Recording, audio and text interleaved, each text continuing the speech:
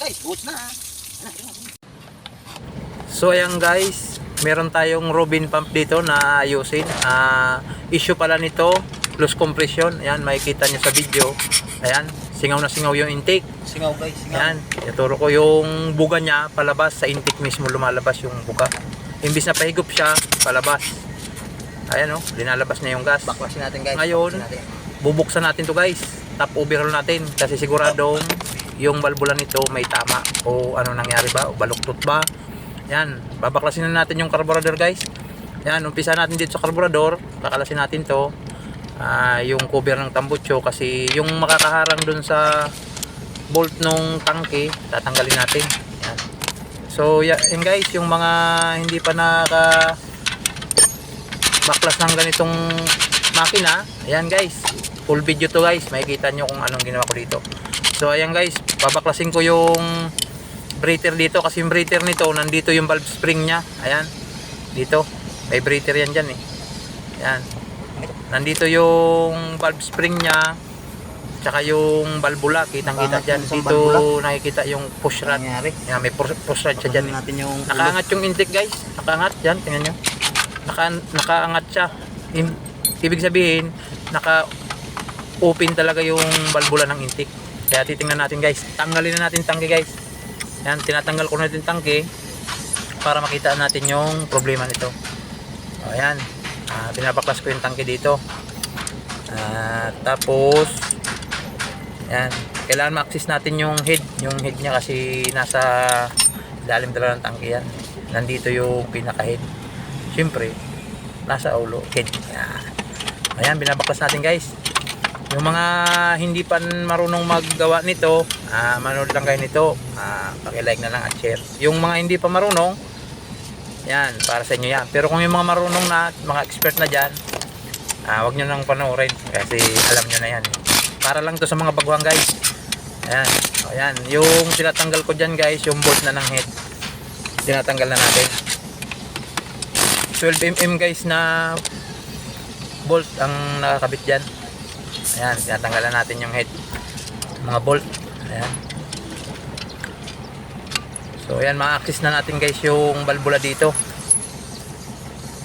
Ayan. O, diba? Ayan, yung spring nakakapit pa.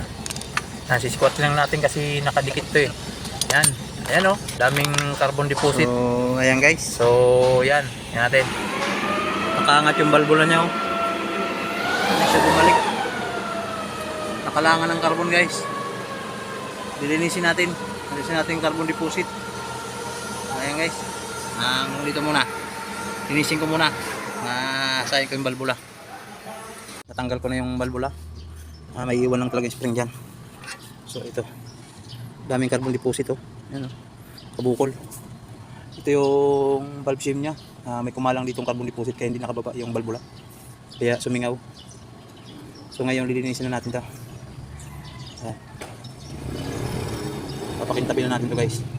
So ayan guys, nalinisan na natin yung pinaka piston nya tsaka yung valve shim na malinis na.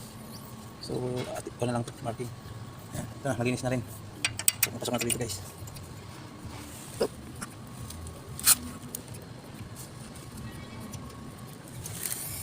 ayan, sasalpak na natin to guys. Kabit na lang muna natin, tapos abangan nyo yung paganda nito guys. Naging problema yung carbon na kumalang dito. So kabit muna natin guys ha. Ayan muna.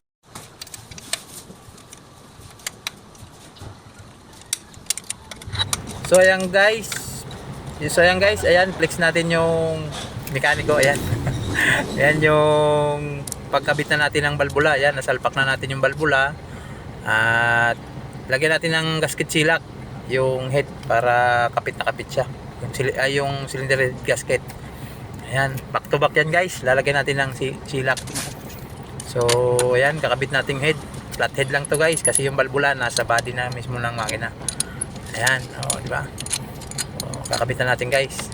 Tamang higpit lang guys. Ito, iimpakin ko to pero hindi to sure na mahigpit pa. Pinalapat lang natin. Ayan.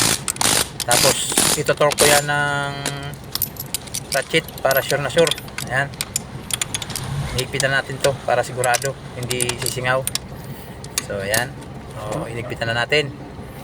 So dito naman tayo sa, wag nyo kakalimutan to guys, yung breather. Ito yung wag nyo iiwan kasi bubulwak dyan yung langis. So ayan guys, nakabit na lahat. Papandaran natin. Okay na. Papaandarin na lang natin to guys. Ayan. Subok. So subok.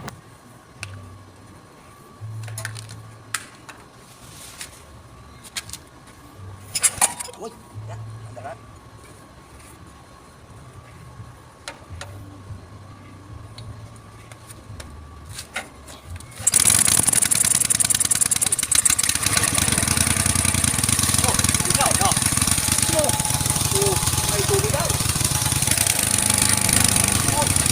So ayan, success guys. Umandar na yung makina natin.